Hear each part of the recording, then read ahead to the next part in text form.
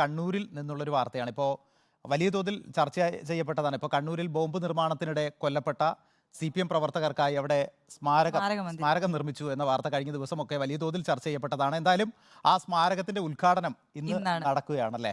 നമുക്ക് എന്താണ് അതിന്റെ വിശദാംശങ്ങൾ എന്ന് നോക്കാം. കണ്ണൂർ പാനൂരിൽ ബോംബ് നിർമ്മാണത്തിനിടെ മരിച്ച CPM പ്രവർത്തകർക്ക് നിർമ്മിച്ച സ്മാരകത്തിന്റെ ഉദ്ഘാടനം ഇന്ന് നടക്കും. പാർട്ടി സംസ്ഥാന സെക്രട്ടറി MV ഗോവിന്ദനാണ് മന്ദിരത്തിന്റെ ഉദ്ഘാടനം നിർവഹിക്കുന്നത്.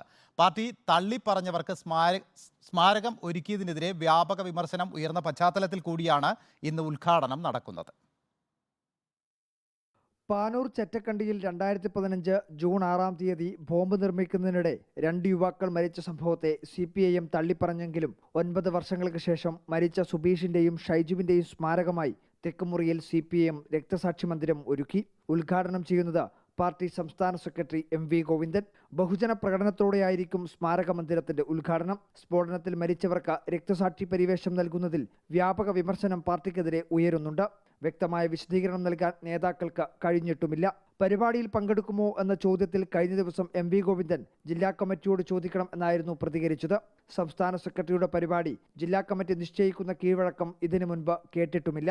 പാർട്ടിക്കു വേണ്ടി ബോംബ് നിർമ്മാണം നടത്തിയവരെ പരസ്യമായി സംരക്ഷിക്കാനോ പൂർണ്ണമായും തള്ളാനോ കഴിയാത്ത സന്നിഗ്ധാവസ്ഥയിലാണ് പാർട്ടി. മുതിർന്ന നേതാക്കളെല്ലാം പ്രതികരണത്തിന് മടിച്ചപ്പോഴും മരിച്ചവർ രക്തസാക്ഷികൾ തന്നെയെന്ന P ജയരാജന്റെ ഫേസ്ബുക്ക് കുറിപ്പ് പാർട്ടിക്കകത്തെ പ്രതിസന്ധി കൂടുതൽ വ്യക്തമാക്കുന്നു.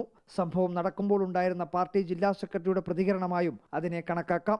വലതുപക്ഷ പ്രചരണമെന്ന് ആവർത്തിക്കുമ്പോഴും ബോംബ് രാഷ്ട്രീയത്തെ എങ്ങനെ കൈകാര്യം ചെയ്യുന്നു എന്ന് ഇത്തരം സംഭവങ്ങൾ സാക്ഷ്യപ്പെടുത്തുകയാണ്.